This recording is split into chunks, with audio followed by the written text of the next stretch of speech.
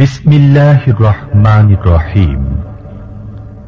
রাসূলুল্লাহ সাল্লাল্লাহু আলাইহি ওয়াসাল্লামের সার্বিক কর্মকাণ্ডের সাথে সাহাবীরা সবসময় সম্পৃক্ত থাকতেন। আমাদের নবীর সুখ দুঃখের অংশীদার সাহাবীরা।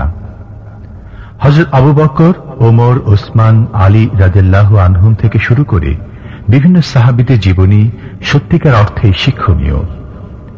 এখন আমরা শুনব সাহাবীদের জীবনী নিয়ে আলোচনা করছেন আন্তর্জাতিক খ্যাতিসম্পন্ন মুফাসসিরে কোরআন ও বিশিষ্ট ইসলামী চিন্তাবিদ হযরত মাওলানা দেলওয়ার হোসাইন সাঈদী। শব্দগ্রহণে মাহসিন সাউন্ড সিস্টেম, প্রযোজনায় সিএইচপি, পরিবেশনায় স্পন্দন অডিও ভিজুয়াল সেন্টার, ঢাকা। হযরত আবু বকর সিদ্দিক রাদিয়াল্লাহু তাআলা আনহু মেরাজ থেকে হুজুর ফিরে এসেছেন। সকালবেলায় ফজরের নামাজ পড়ে বসেছেন, কাবা শরীফে তিনি বসে আছেন। তো তখন আবু জাহেল এসে বলছে, মুহাম্মদ সাল্লাল্লাহু আলাইহি ওয়াসাল্লাম, প্রত্যেক দিনই তো নতুন নতুন কথা কও, আজকে কোনো নতুন কথা আছে? হুজুর বললেন, হ্যাঁ নতুন কথা আছে। কি? বলে, এই তো শেষ রাত্রে জিবরাইল ছিল, আমারে নিয়ে গেল বাইতুল মুকাদ্দাসে, জেরুজালেমে গিয়ে নামাজ পড়লাম, ওইখান থেকে মহাকাশ পাড়ি দিলাম, 7 আকাশ পাড়ি দিলাম, সিদরাতুল মুনতাহা গেলাম, আরশে আজিম ভ্রমণ করলাম, আল্লাহর সাথে কথা কইলাম, জান্নাত জাহান্নাম দেখলাম, তারপরে আবার এই আয়েশা নামাজ পড়িয়া তোমাদের সাথে কথা বলতেছে। আবু জাহেল কয় যে, খাইস যাও, মাথাটা একটু ভালো ছিল, এখন তাও সর্বনাশ হয়ে গেছে। কয়, মুহাম্মদ সাল্লাল্লাহু আলাইহি ওয়াসাল্লাম, তুমি যা বললা এই কথাটা আমি কি হুবহু মানুষের কাছে বলবো? হুজুর বলছেন, অবশ্যই বলো গিয়ে। আবু জাহেল চিন্তা করলো, দিস ইজ দ্য মোমেন্ট, এটাই হলো আসল সুযোগ পেয়ে গেছে মানুষকে বিভ্রান্ত করার জন্য। সবার আগে ছুটে চলল হযরত আবু বকর রাদিয়াল্লাহু তাআলা আনহুর বাড়িতে, যে বলছেন, আবু বকর শুনেছ? বলে, কি? মুহাম্মদ সাল্লাল্লাহু আলাইহি ওয়াসাল্লাম এই রকমের কথা বললো, বেচারার মাথাটা যাও ভালো ছিল, শেষ। হুজুর বলছেন, আবু জাহেল, আমার রাসূল কি এরকম বলেছেন? আবু জাহেল বলছে, আমার নিজ কানে শুনে আসলাম, এখনো তিনি সেখানে বসা। হযরত আবু বকর বলেন, আবু জাহেল, আমার আল্লাহর নবী তিনি যদি এরকম কথা বলে থাকেন, তাহলে আমি কোন সন্দেহ পোষণ করি না, অবশ্যই আল্লাহ রাব্বুল আলামিনের হাবিব যা বলেছেন তা সত্য।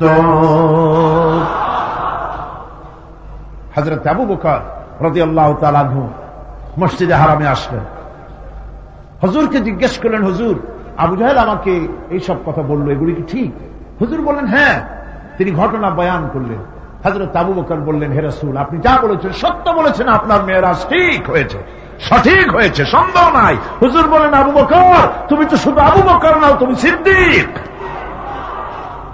সত্যকে যারা অকুণ্ঠ চিত্তে দ্বিধাহীন ভাবে যারা সত্যের সামনে মাথা নত করেছে, গ্রহণ করে নিয়েছে, দ্বিমত পোষণ করে নাই, কোন রকমের দুষ্ট বুদ্ধির আশ্রয় গ্রহণ করেনি, উল্টাপাল্টা করেনি, এই সমস্ত মানুষেরই হলো সিদ্দিক। আর এদের দলকেই সিদ্দিকিন বলা হয়। তাহলে নবীয়িন, সিদ্দিকিন, এনারা হচ্ছেন নেয়ামত প্রাপ্ত। আমাদের প্রিয় নবীর ছোঁয়ায় তৎকালীন সমাজের মানুষগুলো সোনার মানুষে পরিণত হতে শুরু করল। রাসূলুল্লাহ সাল্লাল্লাহু আলাইহি ওয়াসাল্লামের সাথী সাহাবীরা হয়ে উঠলেন এক একজন আদর্শ মানুষ। হেরা পাহাড় থেকে নেমে এলেন সরওয়ারে দো আলম সাল্লাল্লাহু আলাইহি ওয়াসাল্লাম, হাতে নিয়ে আসলেন একটা পরশ পাথর, কিমিয়া। এমন পরশ পাথর নিয়ে এলেন যার ছোঁয়া লেগে, যার স্পর্শ লেগে লোহাগুলি সোনা হয়ে গেল। সুবহানাল্লাহ পড়েন, সুবহানাল্লাহ পড়েন। পরশ পাথরের খাসিয়ত হচ্ছে, পরশ পাথর যদি লোহায় লাগে, লোহা কি হয়ে যায়? স্বর্ণ হয়ে যায়।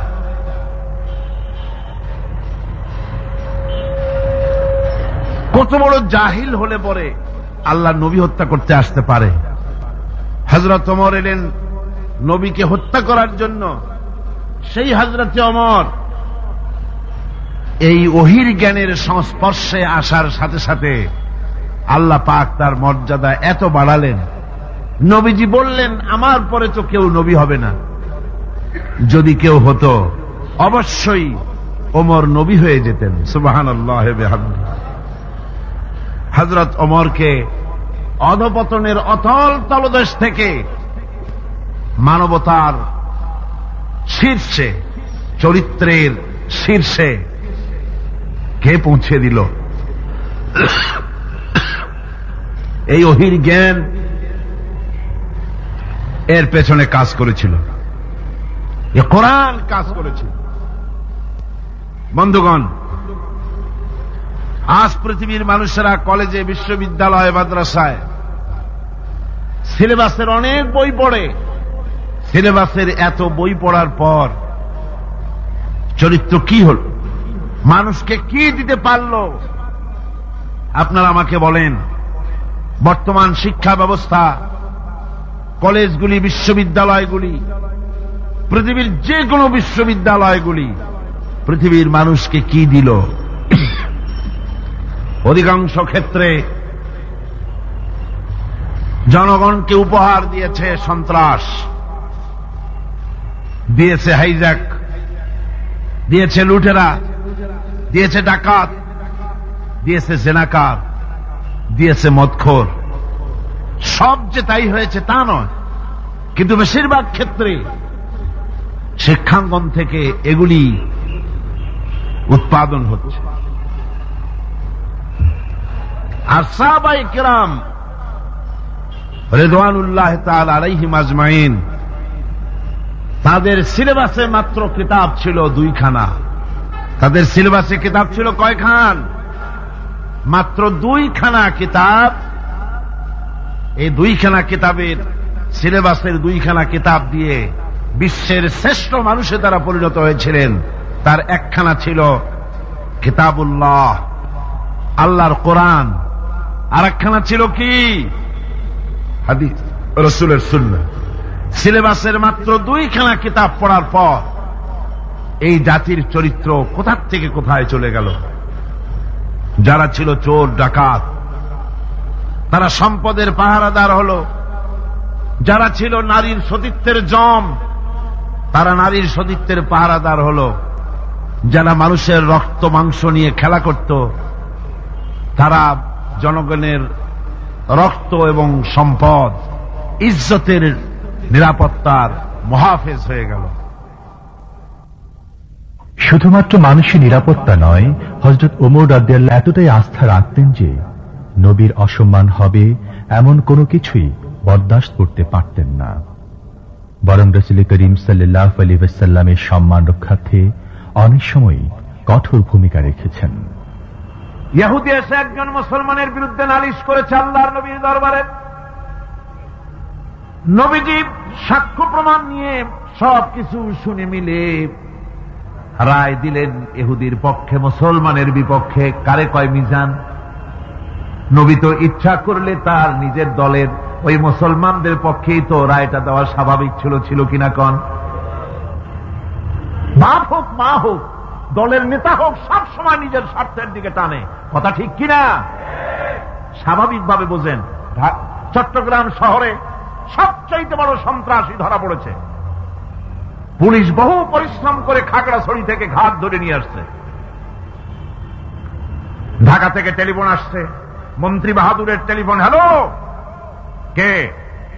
চিটাগংয়ের এসপি? বলে হ্যাঁ। কারে ধরছ? কয় বল্টু মিয়ারে। ছাড়ো মিয়া, আমার দলের লোক তুমি ঠিক পাও নাই? কয় স্যার অস্ত্র শুদ্ধা ধরছি। অস্ত্র শুদ্ধা ছাড়িয়ে দে। এই জন্য পৃথিবীর সাধারণ মানুষের কাছে ইনসাফ পাওয়া যায় না।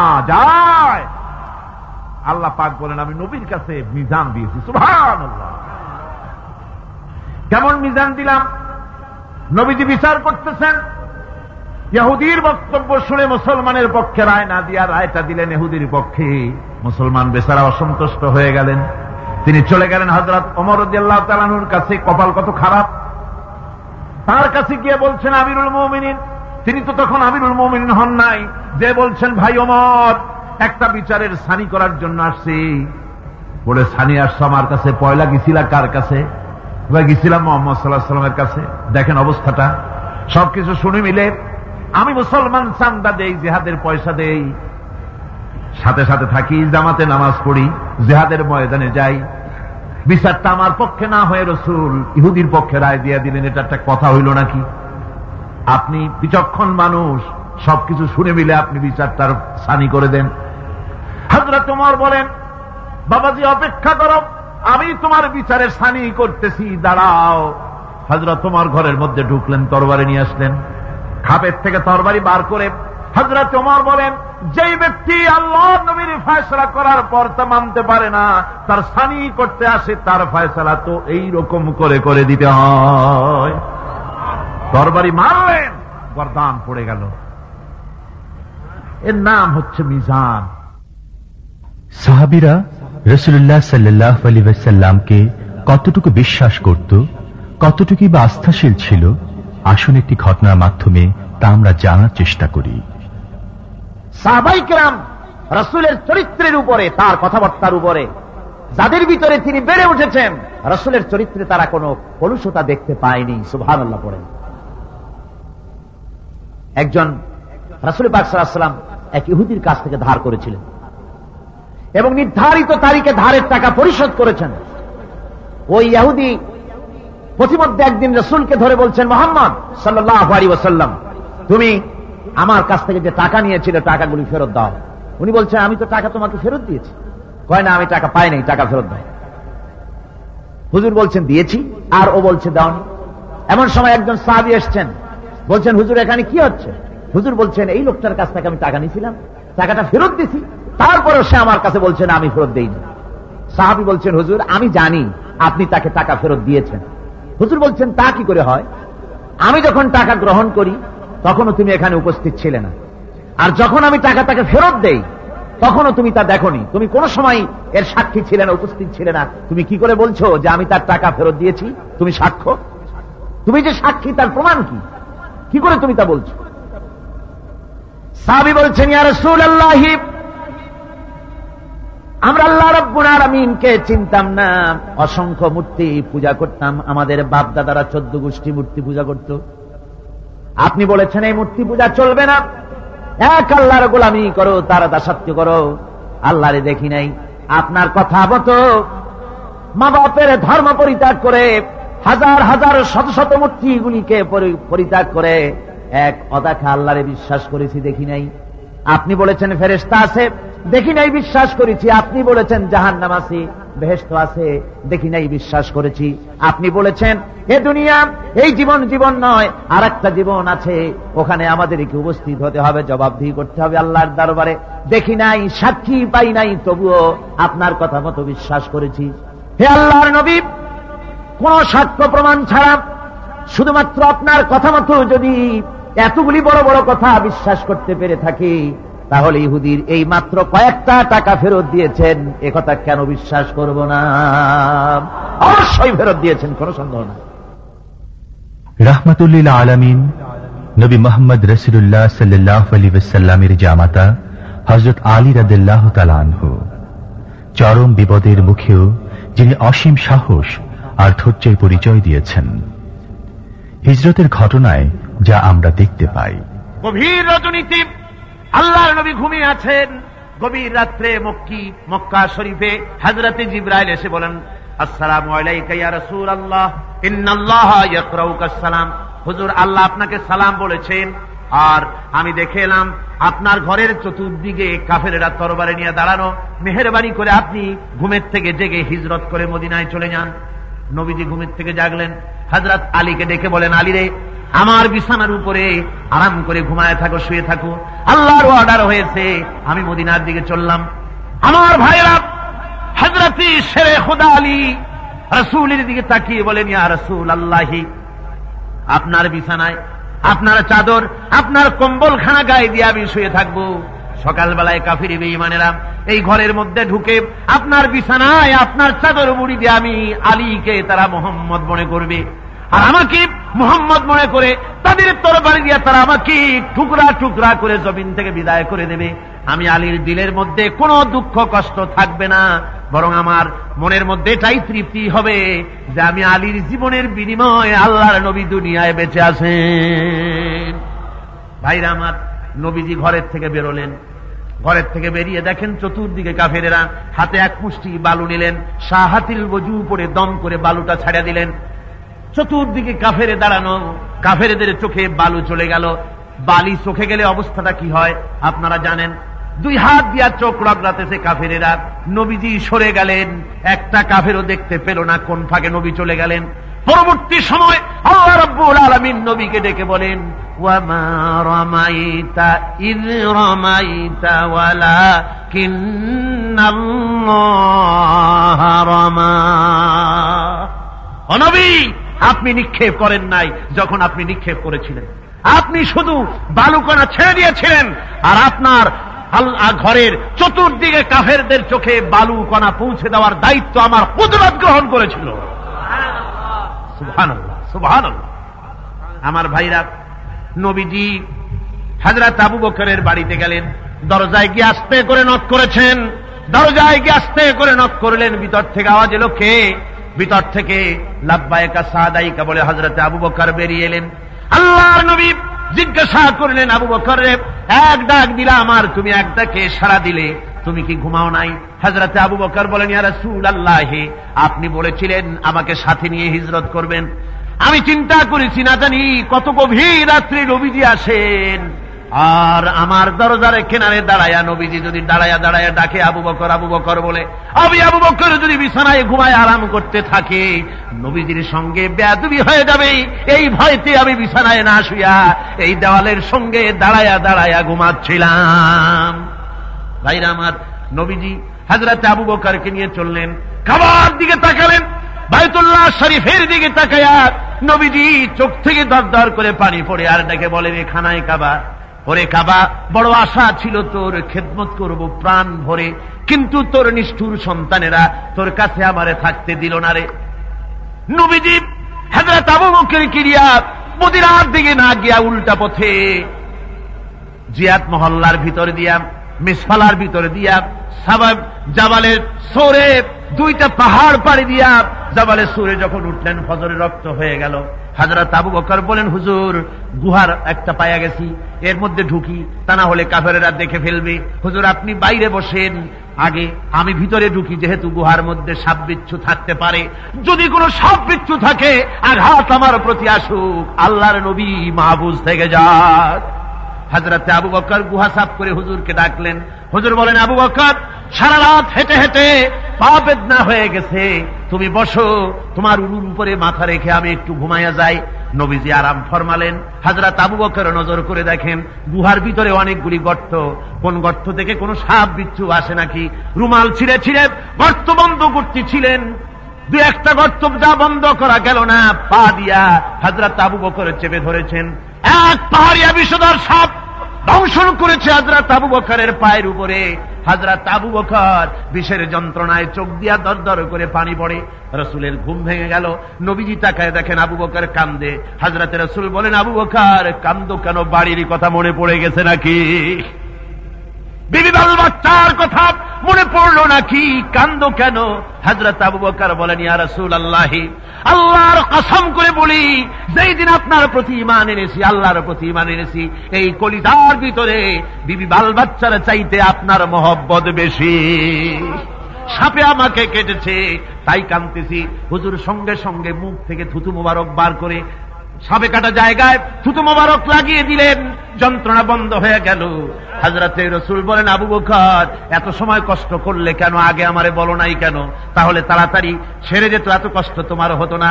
হযরত আবু বকর বলেন, ইয়া রাসূলুল্লাহ, এটা তো সাপে কাটার যন্ত্রণা, এর থেকে বেশি যন্ত্রণাও যদি আমার হতো, যন্ত্রণার চোটে যদি আমার কলিজা ছিঁড়েও যেত লাগতো, তবুও আল্লাহর নবী আরাম ফরমাচ্ছেন, নবীর আরামের ভিতরে আমি বিঘ্ন ঘটাতে পারতাম না।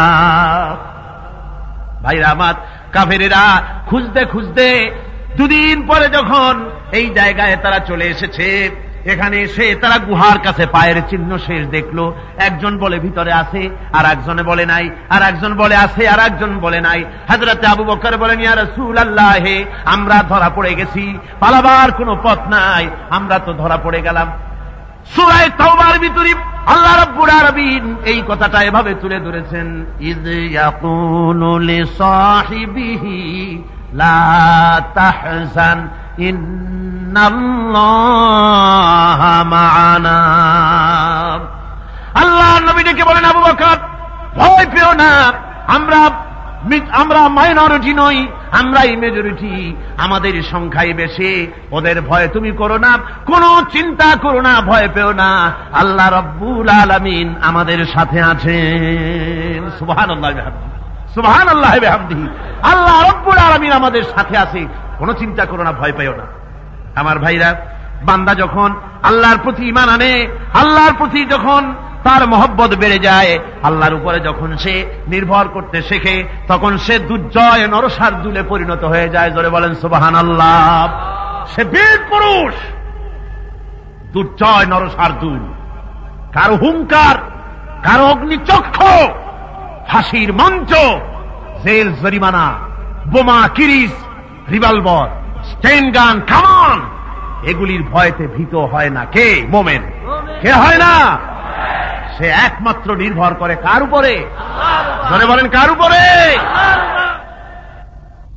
শেরে খোদা হযরত আলী রাদিয়াল্লাহু তাআলা আনহু সম্পর্কে এখন শুনবো আলোচনা। রাসূল পাক সাল্লাল্লাহু আলাইহি ওয়াসাল্লাম তিনি হযরত আলীর হাতে তরবারি উঠায় দিলেন। জুলফিকার বললেন, আলী তুমি যাও, আজকের ময়দানে সেনাপতির দায়িত্ব পালন করো। হযরত আলী তরবারি হাতে নিলেন। ইসলাম আক্রমণকারী যে না, সে কথা বলতে আমি এই কথা নিয়ে আসছি। হযরত আলী গেলেন, যায় মুরাহহাবের সামনে পড়েছেন। মুরাহহাব হলো, হাদিসে এসেছে, মুরাহহাব হচ্ছে কাফেরদের নেতৃত্ব দিচ্ছে। মুরাহহাব বলছে, আলী তোমাকে আমি কিন্তু ভালোবাসি, তুমি আসলে কেন? তোমার প্রতি আমার একটা সফট কর্নার আছে আমার অন্তঃকরণে। তুমি তোমার ছেলে মেয়েকে কি এতিম বানাতে চাও? তোমার বউকে কি বিধবা করতে চাও? আমি তো সেই বীর যে আমার সামনে এসে কেউ কল্লা সাথে নিয়ে যেতে পারে নাই। সুতরাং তুমি যদি ওদেরকে এতিম আর বিধবা করতে না চাও, আমার সামনে থেকে সরে যাও। হযরত আলী বলেন, মুরাহহাব তুমি কাকে ভয় দেখাতেছ? তোমার তরবারি এই সমাজের কিছু কাফেরেরা ভয় করতে পারে, তুমি কি আমারে চেনো নাকি? তুমি কারে ভয় দেখাও? তাম পৃথিবীর সমস্ত কাফেরদের উপরে আল্লাহ রাব্বুল আলামিন আমাকে বাগ বানায় পাঠিয়েছেন। তরবারি দিয়া প্রমাণ হবে।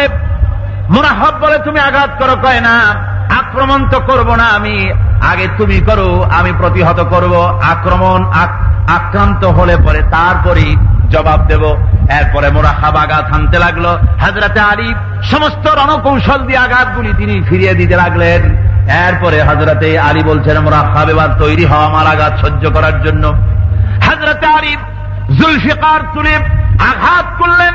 এক আঘাতেই দেখা গেল মুরাহহাবের মাথা থেকে শুরু করে শরীর টুকরা হয়ে গিয়া হযরত আলীর তরবারির মুঠা পর্যন্ত মাটির ভিতরে গেড়ে গিয়েছে। খায়বারের দুর্গ দখল হয়ে গেল। পরের দিন আল্লাহর নবী বলেন, আলী শুনতে পেলাম তোমার ঢাল ভেঙে গিয়েছিল, তারপরে তুমি যুদ্ধ করলে কি দিয়ে? হযরত আলী বলেন, হুজুর কামুজ দুর্গের ওই কবাটটা, লোহার কবাটটা বাম হাতে নিয়া আর ডান হাতে তরবারি নিয়ে লড়াই করেছি। হুজুর বলেন, কি করে মানুষ কেমনে এত বড় দুর্গের লোহার কপাট হাতে নিয়ে যুদ্ধ করে? একটু দেখাও তো দেখি। হযরত আলী গতকালকের মতো বাম হাত দিয়া ধরেছেন, নাড়াতে পারেন না। এবার ডান হাত দিয়া ধরেছেন, নাড়াতে পারেন না। ডান আর বাম দুই হাত দিয়া সমস্ত শক্তি দিয়ে এমন জোরে টান মেরেছেন, প্রতিটি লোমকূপের গোড়া থেকে ঘাম বেরিয়ে এসেছে, এক চুলো নড়াতে পারেন নাই। হযরত আলীর মুখখানা মলিন হয়ে গেছে লজ্জায়। হযরত আলী রাদিয়াল্লাহু তাআলা আনহু লজ্জা পেয়ে গেছেন। রাসূল পাক সাল্লাল্লাহু আলাইহি ওয়াসাল্লাম বলেন, আলী লজ্জা পাওয়ার কোনো কারণ নাই, চিন্তা করার কোনো কারণ নাই। তোমার নিজস্ব শক্তি দিয়া তুমি লড়াই করতে পারো নাই। এত বড় লোহার দরজা নিয়ে, কবাট নিয়ে মানুষ সেভাবে লড়াই করতে পারে না। আল্লাহ তার দ্বীনকে বিজয়ী করার জন্য তোমার ভিতরে আল্লাহ রাব্বুল আলামিন ক্ষমতা দিয়েছিলেন। জোরে বলেন সুবহানাল্লাহ। আল্লাহ রাব্বুল আলামিন এই জিহাদের ময়দানে যখন মানুষ আসে, আল্লাহ তাদের উপরে মদদ দান করেন। সাহাবীরা যখনই আল্লাহ সাহায্য চেয়েছেন, তারা সাথে সাথেই তা পেয়েছেন। তাই আমরা লক্ষ্য করি, কঠিন বিপদের মুখেও মহান রব্বুল আলামিন তাদের সাহায্য করেছেন, যুদ্ধের ময়দানেও করেছেন বিজয়ী। আমার ভাইরা, হযরতে সাদ বিন আবি ওয়াক্কাস রাদিয়াল্লাহু তাআলা আনহু, তিনি কাদিসিয়ার যুদ্ধের পর যখন পারস্য দখলের জন্য চললেন, পারস নগর অবরোধ করলেন, সামনে পড়ল নদী। এই নদী পাড়ি দিবেন, সাথে তার হাজার হাজার সৈন্য, এই সৈন্য নিয়ে নদী পাড়ি দিবেন। জিজ্ঞেস করলেন সাহাবীদের, তোমরা কি চাও ইসলামের আন্দোলন, ইসলামের জিহাদ, আল্লাহর দ্বীন এখানেই শেষ হয়ে যাক, এটা চাও, না ইসলামের এই কলেমার আওয়াজ নদীর ওপারেও নিয়ে যেতে হবে, অথচ আমাদের কাছে কোনো পারাপারের কোনো নৌকা নাই, কি করতে চাও? সাহাবীরা বললেন, আমরা আপনার অর্ডার ফলো করব, আমরা এই নদীর ওপারে গিয়েও কালেমার পতাকাকে উড্ডীন করতে চাই, কালেমার শশীতাল ছায়াতলে গোটা দুনিয়াকে আনতে চাই। হযরতে সাদ তখন বললেন, তাহলে তোমরা সবাই আমার পেছনে পেছনে এই দরিয়ার ভিতরে ঝাঁপিয়ে পড়ো, আমার সঙ্গে সবাই উচ্চারণ করো, নাস্তাঈনু বিল্লাহি ওয়া নাতাওয়াক্কালু আলাইহি হাসবুনাল্লাহু নি'মাল ওয়াকিল নি'মাল মাওলা ওয়া নি'মান নাসীর। ইতিহাস লিখতেছি, 60,000 সৈন্য তাদের অশ্ব নিয়ে, তাদের উষ্ট্র নিয়ে, তাদের মালপত্র নিয়ে, জাহাজের সামান নিয়ে শ্রাবণের খরস্রোতা নদী, উত্তাল তরঙ্গমালায় ভরা নদীর উপর থেকে এই সাহাবীরা পাড়ি দিয়ে ওপার চলে গেলেন। ওপার যাওয়ার পরে হযরতে সাদ বলছেন, তোমাদের কেউ কি হারায় গেছে নাকি? সবাই এদিক ওদিক তাকায়, খোঁজ করে বলল, মানুষ তো দূরের কথা, একটা উটও আর ঘোড়াও একটাও হারায় যায় নাই। একজন বলল, আমার একটা পেয়ালা, যে পেয়ালা আমি পানি পান করতাম, সেই পেয়ালাটা তুফানে ছিটকে কোথায় চলে গেছে, ওইটা হারায় গেছে। হযরতে সাদ বলেন, মুজাহিদের কোন জিনিস দরিয়া নিতে পারে না, অবশ্যই তা ফেরত আসবে। এই কথা তিনি বলতেছিলেন, হঠাৎ করে দরিয়ার কিনারে একটা আওয়াজ হলো, দেখা গেল তুফানের ভিতরে সেই হারানো বাটিটা তাদের মধ্যে ফিরে এসেছে। আল্লাহু আকবার। মুজাহিদদেরকে সাহায্য করেন স্বয়ং আল্লাহ রাব্বুল আলামিন। আফ্রিকার জঙ্গলের কাছে ভিন্ন ইতিহাস, জঙ্গলের কাছেই মুসলমানদেরকে থাকতে দেওয়া হয়েছিল। মনে করা হয়েছিল জঙ্গলের সমস্ত হিংস্র প্রাণীরা এই মুসলমানদের শেষ করে দেবে, যুদ্ধ করা লাগবে না। হযরতে সাদ সে অবস্থা বুঝতে পারলেন, তিনি একটা মঞ্চ তৈরি করলেন। সেই মঞ্চের উপরে দাঁড়ায় জঙ্গলের প্রাণীদের দিকে লক্ষ্য করে তিনি নোটিশ জারি করে দিলেন, বললেন, ইয়া আইয়াতুহাল হাশারাতু ওয়াস-সিবাউ নাহনু আসহাবু রাসূলুল্লাহ সাল্লাল্লাহু আলাইহি ওয়াসাল্লাম। হে জঙ্গলের হিংস্র প্রাণীরা, আমরা আল্লাহ রাসূলের সাহাবী, ফাইন্না নাজিলুনা ফামান ওয়াজাদনা বাদাহু কাতালনাহু। আমরা রাসূলের সাহাবী, এইখানে আল্লাহর দ্বীনকে কায়েম করার জন্য আমরা এসেছি, আল্লাহর কলেমার আওয়াজ নিয়ে আমরা এখানে রাত কাটাবো। সুতরাং এই জঙ্গলের ভিতরে হিংস্র প্রাণী যত আছো সব আমাদের এই জায়গা ছেড়ে অন্যত্র চলে যাও। আফ্রিকার জঙ্গলি মানুষেরা চিন্তা করলো, মানুষের কথা কি জঙ্গলি প্রাণীতে শোনে নাকি, পাগলে কয় কি? তারা তাকায় তাকায় দেখল, হযরতে সাদের এই ঘোষণার পরে বাঘের কাতারে বাঘ, সিংহের কাতারে সিংহ, সাপের কাতারে সাপ, যার যার ডিম আর বাচ্চাগুলি মুখে কামড়াইয়া সাহাবীদের এলাকা ছেড়ে দিয়ে তারা অন্যত্র চলে গেল। আমার মুসলমান ভাইরা, এই ছিল মুসলমানদের ইতিহাস। দ্বীন প্রতিষ্ঠা করার কাজে মুসলমান এগোলে আল্লাহই মদত করেন। কে মদত করেন? বিশ্বকবি, কবি সম্রাট আল্লামা ইকবাল রহমতুল্লাহ আলাইহি বলেছেন, দশত দশত হ্যায় দরিয়া ভি না ছোড়ে हमने, दश्त दश्त है दरिया भी न छोड़े हमने, बर जुल्मत दौड़ा दिए घोड़े हमने। আমরা সেই মুসলমান, প্রান্তর তো প্রান্তর, আমরা দরিয়ার খরস্রোতা উত্তাল তরঙ্গের উপর থেকে ঘোড়া দাবড়িয়ে আফ্রিকার ভূখণ্ডে কালেমার পতাকা আমরা উড্ডীন করেছি।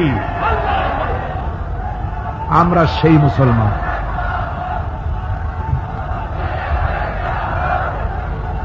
সমুদ্রের ঢেউকে, দাজলা নদীর ঢেউকে আল্লামা ইকবাল স্মরণ করে দিচ্ছেন, ও দরিয়ার ঢেউ, ऐ मौज जजला तू भी पहचानती है हमको, अब तक है तेरा दरिया अफसाना हमारा। হে টাইগ্রিসের উত্তাল তরঙ্গমালা, নিশ্চয় তোমার ভুলে যাওয়ার কথা নয় যে তোমার উপর থেকেই আমরা দরিয়া পার হয়ে উপরে গিয়ে কালেমার পতাকা উড্ডীন করেছিলাম। আমরা সেই মুসলমান। আজ ইসলামী চেতনা হারায়া আমরা আজকে দুনিয়ার মধ্যে সবচাইতে লাঞ্ছিত, পদদলিত, হেয় প্রতিপন্ন জাতিতে পরিণত হয়েছি। আমার ভাইরা, মহাকবি, বিশ্বকবি, কবি সম্রাট আল্লামা ইকবাল রহমতুল্লাহ আলাইহি সুন্দর করে বলেছেন, মুসলমানদেরকে লক্ষ্য করে বলেছেন, ঘোষণা করো, বাতিলদেরকে জানায়া দাও, আমরা মাথা নত করার জাতি নই। আমরা মাথা নত করার জাতি? ভারত আজ আমাদের দিকে চোখ রাঙায়, ভারত চোখ রাঙায় তাকায় আমাদের দিকে, দুনিয়ার অনেকেই আমাদের দিকে চোখ রাঙায়। বিশ্বকবি আল্লামা ইকবাল বলেছেন, বাতিল সে দবনে ওয়ালে আয়াসমা नहीं हम, बातिल से दबने वाले आसमा नहीं हम, सोबर कर चुका है तू इम्तिहान हमारा। বাতিলের সামনে মাথা নত করার জাতি আমরা নই। ওই আকাশ সাক্ষী, ওই জমিন সাক্ষী। অসীম দয়াময়, অনন্ত দাতা মহান আল্লাহ রাব্বুল আলামিন বান্দা যখন গুনাহ করে তার কাছে ফিরে আসে, মাফ চায়, তওবা করে, তখন আল্লাহ ক্ষমা করে দেন। ইবনে জারীর তাবারীর একটি বর্ণনা এসেছে, হযরত আবু হুরায়রা রাদিয়াল্লাহু তাআলা আনহু তিনি বলছেন যে আমি ইশার নামাজ পড়ে মসজিদে নববী থেকে ইশার নামাজ পড়ে ঘরে আসতেছিলাম। ঘরে আসার সময় দেখি আমার দরজার কাছে একজন মহিলা দাঁড়ান। সে আমাকে সালাম বলল, আমি তাকে তার সালামের জবাব দিয়ে ঘরের মধ্যে প্রবেশ করলাম। কিছুক্ষণ পরে মহিলা দরজায় নক করলেন। আমি দরজা খুলে জিজ্ঞেস করলাম, কি চাও? তিনি বললেন যে আমি শয়তানের ওয়াসওয়াসায় পড়ে জিনা করেছি এবং এই জিনা করার পর আমি গর্ভবতী হয়েছি, এরপরে একটা সন্তান হয়েছে, আমি সেই সন্তানকেও মেরে ফেলে দিয়েছি। এখন আমার বাঁচার পথ কি? আমার এখন এই গুনাহ মাফ হওয়ার পথ কি? হযরত আবু হুরায়রা রাদিয়াল্লাহু তাআলা আনহু বলছেন যে অসম্ভব, তোমার এই গুনাহ মাফ হবে না। মহিলা তখন যাওয়ার সময় কাঁদতে কাঁদতে কপালে আঘাত করতে করতে যাচ্ছিল যে আরে শরীরের এই রূপ, এই যৌবন, এই সৌন্দর্য কি তৈরি হয়েছিল জাহান্নামের আগুনে জ্বলার জন্য? এইভাবে করে চিৎকার দিতে দিতে মহিলা যাচ্ছিল। হযরত আবু হুরায়রা বলেন, আমি সকালবেলায় আল্লাহ রাসূলের সঙ্গে ফজরের নামাজ আদায় করে আল্লাহ নবীকে এই ঘটনা শোনালাম। বললাম, হে রাসূল, আমি তো মহিলাকে এইরকম জবাব দিয়েছি। হযরত আবু হুরায়রা দৌড়ে গেলেন, বললেন, আমি ছুটতে লাগলাম, এমন ভুল আমি কথা বলেছি। মহিলা তো হতাশ হয়ে গিয়েছে। তিনি খুঁজতে খুঁজতে মহিলাকে পেয়ে গেলেন, যে বললেন, ও মহিলা, আল্লাহর হাবিব তোমার সম্পর্কে এই কথা বলেছেন, তুমি যদি তওবা করো আল্লাহ রাব্বুল আলামিন তোমাকে মাফ করে দিবেন, আর তোমার দোষ ত্রুটিগুলির বিনিময় আল্লাহ তোমাকে নেক দিয়ে বদলা। মাত্র আল্লাহু আকবার বলে চিৎকার মেরে সিজদায় পড়ে গেলেন। তিনি প্রাণ ভরে কাঁদলেন আর বললেন, আল্লাহ তোমার দরবারে শুকরিয়া আদায় করি যে আমার মতো গুনাহগারের জন্য তুমি যে তওবার দরজা খোলা রেখেছ। তিনি তার নিজের দাসীকে এবং তার বাচ্চাকে, কৃত দাসীকে আল্লাহ শকরার্থে মুক্ত করে দিলেন। আমার ভাইয়েরা, এভাবে করে যারা নাকি আল্লাহর দরবারে যারা এভাবে মাফ চায়, আল্লাহ পাক তাদেরকে মাফ করে দিবেন। তওবা করার জন্য রব্বুল আলামিন পথ খুলে রেখে দিয়েছেন। আবার অন্য হাদিসে এসেছে হযরতে রাসূল পাক সাল্লাল্লাহু আলাইহি ওয়াসাল্লামের কাছে এক বৃদ্ধ এসে বলেছিলেন, হে আল্লাহর নবী, আমি যত গুনাহ করেছি সমস্ত গুনাহ যদি দুনিয়ার মানুষেরকে ভাগ করে দেওয়া হয় তাহলে একযোগে সব মানুষকে তা ডুবাইয়া ছাড়বে, এত গুনাহ আমি করেছি। এমন কোন গুনাহ নাই যা আমি করি নাই। হে আল্লাহর রাসূল, আমার এই গুনাহ মাফ হবে নাকি? আল্লাহর নবী বলেন, তুমি কি মুসলমান হয়েছো? লোকটি বলল, হুজুর আমি মুসলমান হয়ে গেছি। আশহাদু আল্লা ইলাহা ইল্লাল্লাহু ওয়াহদাহু লা শারীকা লাহু ওয়া আশহাদু আন্না মুহাম্মাদান আবদুহু ওয়া রাসূলুহু। পড়েন সবাই, আশহাদু আল্লা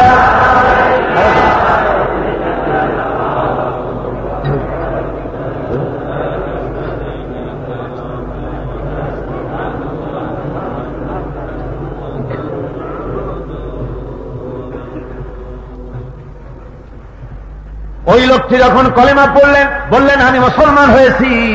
আল্লাহ নবী বলেন, শোনো, আল্লাহর বান্দা, তুমি যখন কলেমা পড়েছ, তোমার পেছনের তামাম জিন্দেগির সমস্ত গুনাহ খাতা আল্লাহ রব্বুল আলামিন মাফ করে দিয়েছেন। শুধু মাফ করেন নাই, আরো কি করেছেন? ওয়ায়ুবাদদিলুল্লাহু সাইয়্যাতিহিম হাসানাত। দোষ ত্রুটি তোমার যা আছে, যে ব্যক্তি তওবা করে আল্লাহর পথে চলে, নেক আমল করে, পেছনের জীবনের দোষ ত্রুটি যা করেছেন সবগুলির বদলে আল্লাহ রব্বুল আলামিন নেকি লিখে দিবেন। জোরে বলেন সুবহানাল্লাহ। তার মানে কি? তার মানে হচ্ছে জীবনে যত অপরাধ করেছিল, তওবা করে যখন ভালো কাজ করবে, আর পেছনের কথাগুলি যখন মনে করবে গভীর রাত্রে, আল্লাহ আমি এই ধরনের পাপ করেছিলাম, চুরি করেছি, ডাকাতি করেছি, জেনা করেছি, মদ খেয়েছি, মিথ্যা কথা বলেছি, এই সব কথা বলে যত অনুশোচনা করবে আর অনুতপ্ত হবে, চোখ দিয়া যত পানি পড়বে, নতুন নতুন করে তার আমল নামে আল্লাহ নেকি লিখতে থাকবেন। জোরে বলেন সুবহানাল্লাহ। রব্বুল আলামিন তার বান্দাকে এত ভালোবাসেন।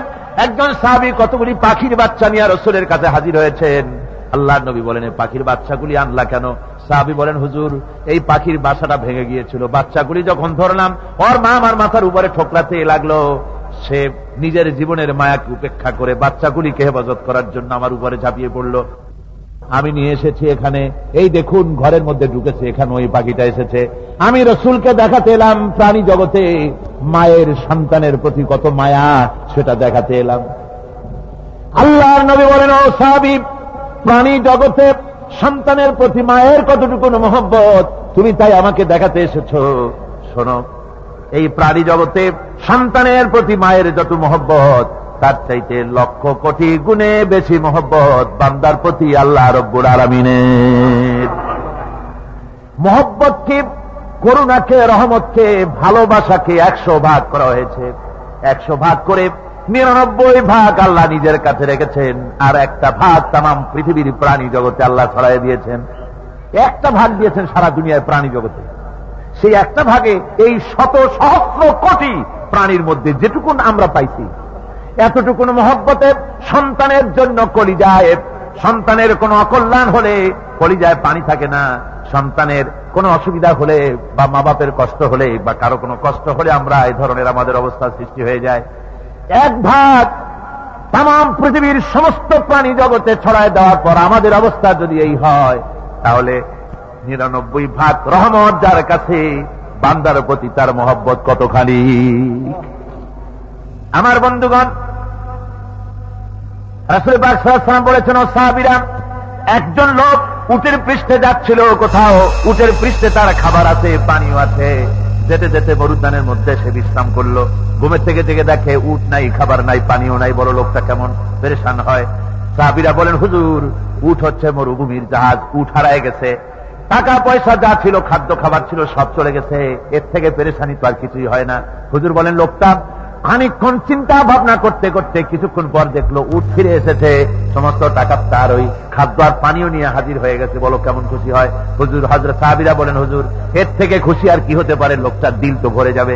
আল্লাহর নবী বলেন, ও সাহাবীরা, কোন বান্দা যদি আল্লাহ থেকে নাফরমান হয়ে যায়, নামাজ ছেড়ে দেয়, জিনা ব্যভিচার বদমাশি নাফরমানিতে যদি যখন লিপ্ত হয়ে যায়, উঠারা ব্যক্তি উট পাওয়ার জন্য যেমন পেরেশানি বোধ করে, আল্লাহ রাব্বুল আলামিন তার ওই নাফরমান বান্দার জন্য, আল্লাহ রাব্বুল আলামিন ফিরে আসার জন্য আল্লাহ রাব্বুল আলামিন চান।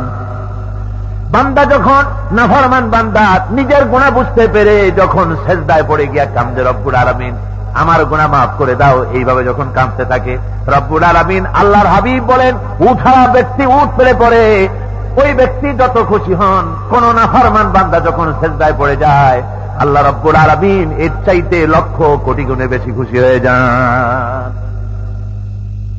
কোরআনের আয়াত শুনে কাফেররা বারবার বিস্মিত হয়েছে, যেমন বিস্মিত হয়েছিলেন হযরত ওমর রাদিয়াল্লাহু তাআলা আনহু ইসলাম গ্রহণ করার পূর্বে।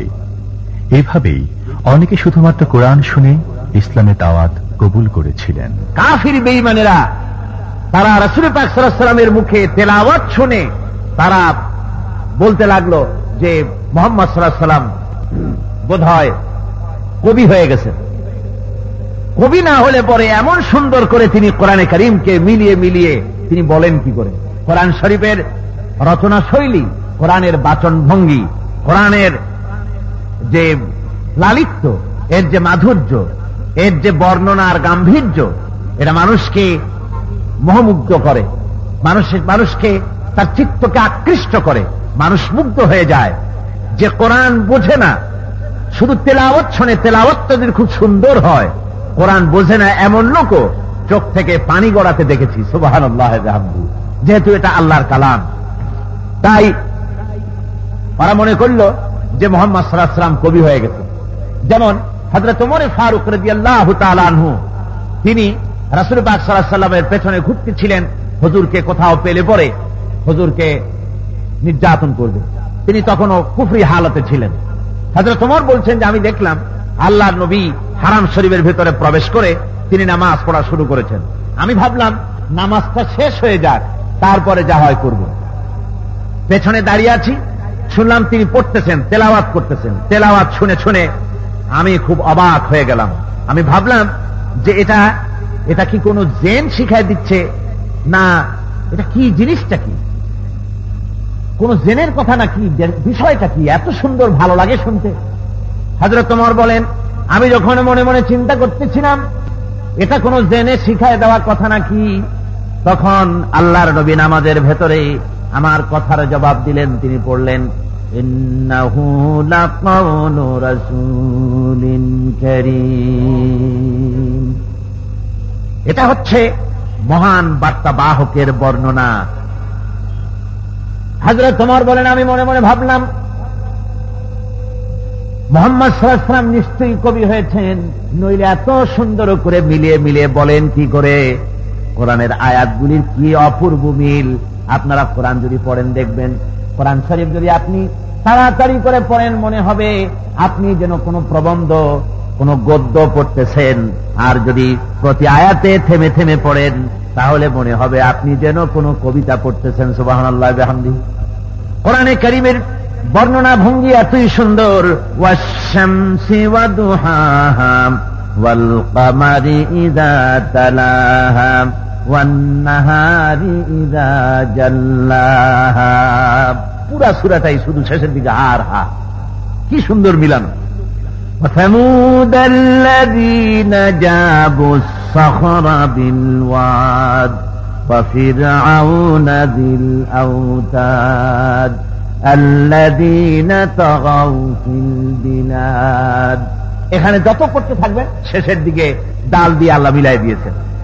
আবার وجوه يومئذ ناعمة لسعيها راضية।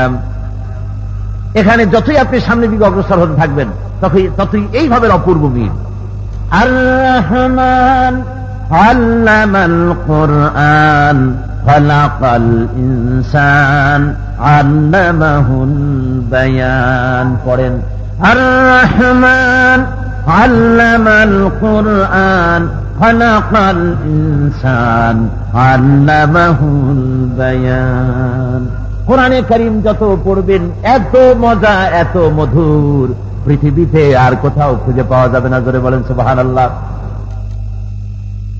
হযরত আবু হুরায়রা রাদিয়াল্লাহু তাআলা আনহু অত্যন্ত পেরেশান, কেননা তার মা ইসলাম কবুল করেননি। ছুটে আসলেন প্রিয় নবীর কাছে। আবু হুরায়রা জানেন রাসূলুল্লাহ সাল্লাল্লাহু আলাইহি ওয়াসাল্লাম আল্লাহর দরবারে তার মায়ের জন্য হাত তুললে তা বিফলে যাবে না। হাদিস শরীফে এসেছে, হযরত আবু হুরায়রা রাদিয়াল্লাহু তাআলা আনহু একবার রাসূল করিম সাল্লাল্লাহু আলাইহি ওয়াসাল্লামের দরবারে কাঁদতেছিলেন। হুজুর জিজ্ঞেস করলেন, আবু হুরায়রা তুমি কাঁদো কেন? হযরত আবু হুরায়রা বলেন, হুজুর আমার মা আমাকে মেরেছে, আমি সেই জন্য কাঁদতেছি। হুজুর বলেন, মা তোমাকে মারলো কেন? কোনো বেয়াদবি করেছো নাকি? তিনি বললেন, না কোনো বেয়াদবি করি নাই, তবে মারলো কেন? হযরত আবু হুরায়রা বলেন, হুজুর আমার মা হচ্ছেন মুশরিকা, আমার মা কাফের। আমি অনেক রাত হয়েছিল বাড়ি ফিরতে, আমার মা জিজ্ঞেস করলো এত রাত কোথায় ছিলি? আমি বললাম, মা তামাম পৃথিবী যে কদম মোবারক চুমতে পারলে নিজেকে ধন্য মনে করে, আমি সেই রাসূলের দরবারে ছিলাম, আসতে দেরি হয়ে গেছে। ইয়া রাসূলুল্লাহ, আপনার নাম শোনা মাত্র আমার মায়ের গায়ে আগুন জ্বলে গেল। সহ্য করতে না পেরে আমাকে মায়ের আরম্ভ করে দিল। বলল, আবু হুরায়রা হয় আমার বাড়ি ছাড়বি, না হয় মুহাম্মদ সাল্লাল্লাহু আলাইহি ওয়াসাল্লামের ঘর ছাড়বি, কোনটা করবি কর। আমি বললাম, মা, তোমার গায়ে যত শক্তি আছে সমস্ত শক্তি দিয়ে তুমি আমাকে প্রহার করো, আমি তামাম তোমার বাড়িটা সুদ্ধা তামাম দুনিয়া ছেড়ে দিতে পারি, কিন্তু রাসূল পাক সাল্লাল্লাহু আলাইহি ওয়াসাল্লামের কদম মোবারক ছাড়তে পারি না। ভাইরা আমার, হযরতে আবু হুরায়রা কাঁদতেছেন। আল্লাহর নবী বলেন, তুমি কাঁদো কেন? তোমার মা তোমাকে মেরেছেন, আমি এখানে কি করব? এখানে তো আমি কোনো দখল আন্দাজ করতে পারি না, আমি কি করতে পারি? এখানে ইন্টারফেয়ার তো আমি করতে পারি না, মা তোমারে মেরেছে। হযরত আবু হুরায়রা বলেন, ইয়া রাসূলুল্লাহ, মায়ের বিরুদ্ধে কোনো নালিশ করার জন্য আপনার কাছে আমি আসি নাই।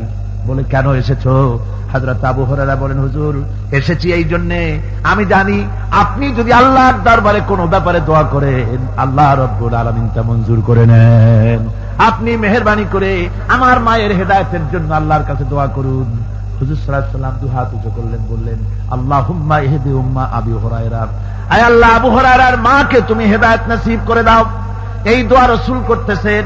হুজুরকে দোয়ার মধ্যে ফেলে রেখে আবু হুরায়রা দৌড় আরম্ভ করেছে বাড়ির দিকে। পেছন থেকে কয়েকজন সাহাবী তারা দৌড়ে গেল। আবু হুরায়রা দৌড়ায় কেন? এত ভদ্র মানুষ, কোন সময় কারোর সাথে রাগারাগি করে না, দৌড়ায় কেন? নিশ্চয়ই কোনো বিপদ বুঝি হয়ে গিয়েছে, পিছন থেকে জামা টেনে ধরেছে। কি হয়েছে, দৌড়াও কেন? হযরতে আবু হুরায়রা বলেন, আমার জামা ছেড়ে দাও, আমাকে দৌড়াতে দাও। আমি দৌড়াইয়া বাড়ি পৌঁছে গিয়ে দেখতে চাই, আমি আগে দৌড়ে বাড়িতে গেলাম না নবীজির দোয়া আমার আগে আমার বাড়ি পৌঁছে গেল। কোনটা হলো আমি সেটা দেখতে চাই। হযরত আবু হুরায়রা দৌড়াতে দৌড়াতে ঘরের কাছে গিয়ে নক করেছে। ভিতর থেকে আওয়াজ এলো, কে? কিছুক্ষণ পর মা আমার বেরোলেন, মাথার চুল দিয়া পানি পড়তেছে, বুড়া মানুষ। মা আমার কাছে এসে বলল, বাবা, তোমাকে মারার পর আমি বড় অনুতপ্ত হয়েছি, মনে মনে অনুশোচনা করেছি, আরে আমার ছেলে তো কোনো খারাপ জায়গায় যায় নাই, কোনো খারাপ মানুষের কাছে যায় নাই, মারলাম কেন? বড় অনুতপ্ত হয়ে গেছি আমি। এই অনুশোচনা করে আমি এই মাত্র গোসল করেছি, আমাকে নিয়ে চলো তুমি বিশ্ব নবী রাসূলুল্লাহর দরবারে। কিয়ামতের দিন খুব কঠিন হবে। সেদিন মহান রব্বুল আলামিন কার সাথে কি আচরণ করবেন তা কেউ বলতে পারে না। কোনো পরিচয় সেদিন কাজে লাগবে না। আমাদের প্রিয় নবী সেই কঠিন বিচারের দিন সম্পর্কে সাহাবীদের বরাবর হুঁশিয়ার করেছেন, সতর্ক করেছেন তার উম্মতদের। লান তানফাকুম আরহামুকুম ওয়ালা আওলাদুকুম ইয়াউমাল কিয়ামা। লান তানফাকুম, কিয়ামতের দিন কোনো ফায়দা হবে না, অবশ্যই কোনো ফায়দা হবে না, কোনো উপকারে আসবে না। কিয়ামতের দিন তোমার সন্তান, তোমার স্ত্রী, তোমার মাল, তোমার সম্পদ কোন উপকারে আসবে না। কিয়ামতের ময়দানে সেদিন সব তোমার সাথে বিচ্ছ করবে, সব পালায় যাবে। সেখানে উৎকোষেরও কোনো কারবার নাই যে ঘুষ টুস দিয়া, ফেরেশতাদের কোন রকম বুঝবাজ দিয়া, আলাদা কোন সোরাগলি পথ দিয়া একেবারে ফুট করে ভেস্তে চলে যাবেন, এমন কোন সুযোগ নাই। অনেকে বলে, হুজুর, এমন কিছু দোয়া শিখায় দেন যাতে ওই সব জেহাদ বোমা এগুলি খুব ভয় পাই, ওসব রাস্তা টাস্তা না, খুব সহজে কিছু দোয়া দুরূদ করিয়া আস্তে করে জান্নাতে চলে যাওয়া যায়, এরকম একটা দোয়া, এরকম একটা পথ বলে দেন। আমি বলি, ভাই, এরকমের কোন সোরাগলি আমার রাসূল আবিষ্কার করতে পারেন নাই। আল্লাহর পয়গম্বরের এই ধরনের কোন পথ আবিষ্কার করতে পারেন নাই। সেখানে কিয়ামতের দিন কাউকে উৎকোষ গ্রহণ করার কেউ নাই, উৎকোষ দেওয়া যাবে না। আর উৎকোষ দিবেন এবার কি? আপনার কাছে কিছু নাইও, থাকলেও নেওয়ার কেউ নাই। এই দুনিয়ায় ফাঁকিবাজি করে বহুত কিছু করা যায়, কিন্তু কিয়ামতের মাঠে এগুলি কিছুই চলবে না। আল-ইয়াওমা লা ইয়ানফা'ু মালুন ওয়ালা বানুন। কিয়ামতের দিন ধন, সন্তান, সন্ততি আর সম্পদ কোনো কাজে লাগবে না। সেদিন শুধু আমল যদি ভালো হয় কাজে লাগবে, আমল খারাপ হবে, সব শেষ হয়ে যাবে। আল্লাহ রাব্বুল আলামিন নবীজিকে ডেকে বলেছেন, নবী আপনি বলেন, কুল মা কুনতু বিদআম মিনার রাসূল, আপনি বলুন আমি কোন নতুন রাসূল নই, আমার আগে অনেক নবী রাসূল পৃথিবীতে এসেছেন, তারা বিদায় হয়ে গেছেন। আমি জানি না কিয়ামতের দিন আল্লাহ রাব্বুল আলামিন আমার সাথে কি ব্যবহার করবেন, আর আমি এও জানি না যে কিয়ামতের দিন আল্লাহ পাক তোমাদের সাথে কি ব্যবহার করবেন। এই আয়াত নাযিল হওয়ার পর আল্লাহর হাবিব তার মেয়েকে ডাকলেন, জামাইকে ডাকলেন, নাতিদেরকে ডাকলেন, আহলে বাইতদেরকে ডাকলেন, আর বললেন, ও আমার মেয়ে কলিজার টুকরা ফাতেমা গো, শোনো, কেবলমাত্র আয়াত নাজিল হয়ে গেল, আল্লাহ পাক আমাকে শোনায়ছেন, কিয়ামতের দিন আমি জানি না আমার সঙ্গে কি ব্যবহার করা হবে, আর এও জানি না যে তোমাদের সাথে কি ব্যবহার করা হবে। ও আমার কলিজার টুকরা মেয়ে ফাতেমা, কিয়ামতের দিন মুহাম্মদ সাল্লাল্লাহু আলাইহি ওয়াসাল্লামের মেয়ে, এই হিসাবে তোমার নাজাতের ফয়সালা হবে না। ও আমার কলিজার টুকরা নাতি হাসান আর হোসেন, কিয়ামতের দিন মুহাম্মদ সাল্লাল্লাহু আলাইহি ওয়াসাল্লামের নাতি হিসাবে ফয়সালা হবে না। ও আমার জামাই হযরতে আলী, কিয়ামতের দিন আমার জামাই হিসাবে নাজাতের ফয়সালা হবে না। আমল যদি ভালো হয় ফয়সালা ভালো হবে, জান্নাতে চলে যাবে। আমল যদি খারাপ হয়, কার নাতি কার জামাই দেখা হবে না। সুবহানাল্লাহ। কঠিন কিয়ামতের মাঠ। এই পরকালের বিশ্বাস যদি কলিজার মধ্যে ঢোকে, মানুষ ভালো হয়ে যাবে। কোন সুবহানাল্লাহ।